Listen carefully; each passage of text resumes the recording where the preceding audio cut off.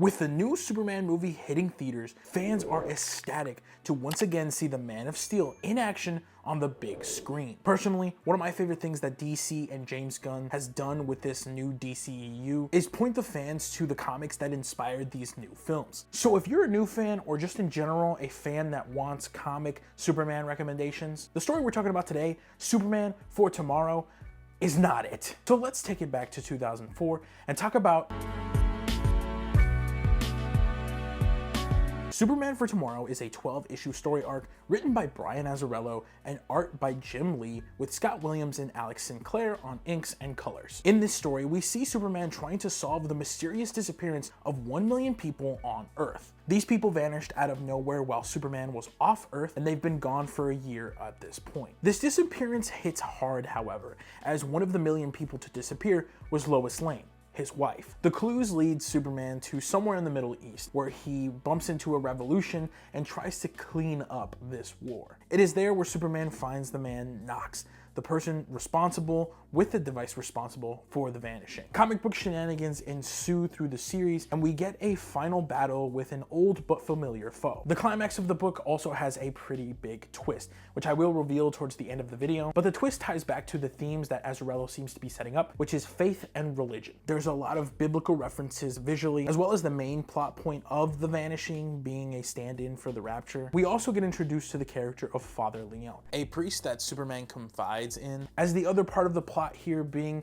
that Superman is grieving and he's not handling it very well. Now, you could just say it's in general the vanishing, and he does feel bad for it overall. He feels like somehow it's his fault for not being on Earth when it happened. But the way Azzarello writes the story, Superman is just really upset that his wife is gone, which is totally understandable, only we start getting into the problems of why this isn't a well-written Superman story. And that's because one of my biggest problems with Azzarello is he writes Superman as if he wasn't raised on Earth. As mentioned, Father Leone is used as a plot device for Superman to vent on how he feels about the vanishing event. This is one of Superman's last resorts, as he's never found himself to be religious, but he needs to speak to someone. And within his dialogue with Father Leone, Superman seems soulless. He's starting to analyze humanity differently, and his humanity in general is also weighing thin. It all comes off very cliche, and Superman is acting like he doesn't quite understand humanity. Now, the reason I don't think this works with a character like Superman is because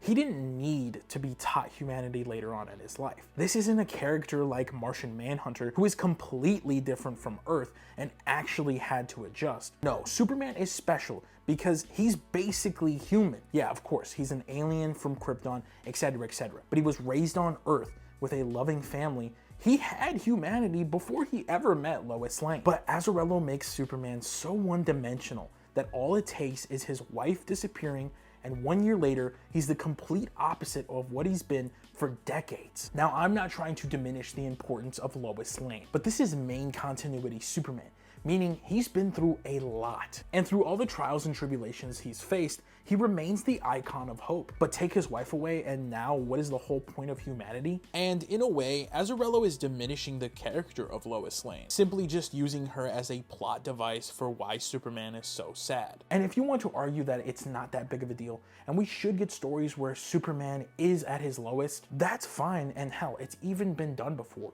But there are character fundamentals that should still be in place. And I'm just gonna be honest, if you are going to challenge the status quo and write something so different, it better at least be entertaining and engaging. And a mopey Superman is not that. It's books like these where people come up with the notion that Superman is boring, because in these 12 issues, Superman was boring. Along with poor characterization, the plot becomes super convoluted. We get introduced to more useless side characters like Mr. Orr, this agent of some shadow organization, and antagonists like Equus, a cyborg soldier, are supposed to pose some physical threat to Superman, but it honestly just feels like a Temu Doomsday. Plot points like the Justice League having to get involved because, of course, and even Azzarello's writing with Superman to the Justice League makes it seem like there's no chemistry and almost like they don't even know know each other. Moments like Superman correcting Batman for calling him Clark and saying to call him Kal-El. Again, to play into the theme of Superman losing the human side of him. It just seems like Azzarello doesn't really care about the pre-established characterization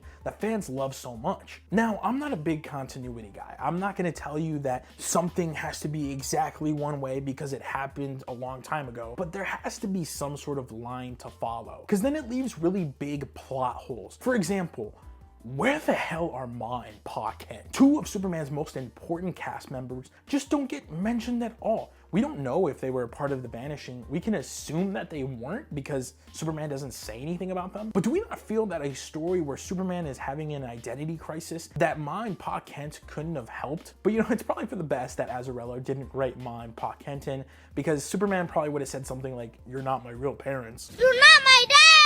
So we've got convoluted plot lines, a messy narrative, poor characterization, cringe dialogue, and unimportant characters. Is there anything good about this book?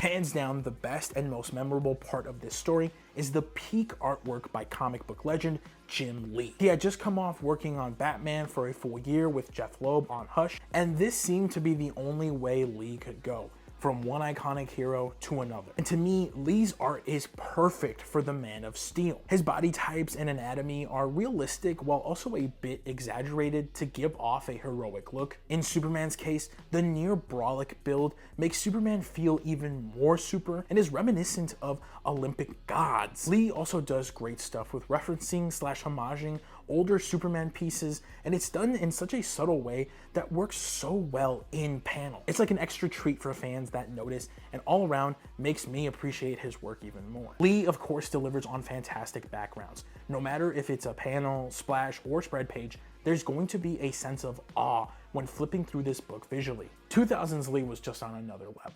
His line and shadow work, partnered with that classic cross-hatching, was such a banger for its time, but still hits to this day. You partner that with his legendary teammates of Scott Williams on inks and Alex Sinclair on colors, and you get amazing work. We had gotten a sneak peek at how great his Superman was in Hush, but it's a blessing to have gotten a full 12-issue run focusing on the Blue Boy Scout. Even if you're not a fan of Superman, Lee sure makes it hard to hate the character visually. And as much as I dislike this story, I am kind of appreciative that Azzarello was writing such bizarre plot points, because out of context, that gave Lee the opportunity to draw some really cool stuff. Like, why is Superman fighting elemental kaijus? I don't know, and I don't really care because it looks badass. Oh, and Azzarello wants to randomly involve the Justice League? Does the writing for this feel forced and kind of confusing? Yeah? Oh, but Jim Lee gets to draw the frickin' Justice League? Yeah. And he fights Wonder Woman? Let's do it. Unfortunately, Azzarello's just not matching Lee's artwork in energy. Towards the end of the book, the twist is revealed that Superman is actually somehow involved with the Vanishing. He had created a device to send people to the Phantom Zone where he would build his own paradise in case Earth would deal with the same problem that Krypton went through. The only thing is, because you need it to be a twist, Superman must forget that he did this. And then the device gets into the wrong hands and we get this 12 issues of slop. And there's where we get the full circle moment of Superman representing the god, where he creates his own heaven. Superman creates his own faith. Superman is God. Overall, this book is just a mess. It's clear that Azzarello was a bit over his head when writing the most important superhero. As mentioned, it's fine to challenge the status quo, but in a medium like this, having an understanding of what makes a character that character is important. It's forgetting everything that makes Superman Superman. This book aims to do something deeper with the character, and sure, Azzarello really tried, but he fell completely on his face. The character of Superman is the embodiment of being humble, authentic, and hopeful, and this is what people have known him for and love him for. So it's safe to say that nobody wants to read a story where Superman is hopeless. But what do you guys think of Superman for Tomorrow? Honestly, I would only recommend having this physically for the Jim Lee artwork. Comment down below a good Superman recommendation, and what do you guys think of the Superman movie? Are you gonna watch it? Did you watch it? And as always, thanks so much for watching. Subscribe for more.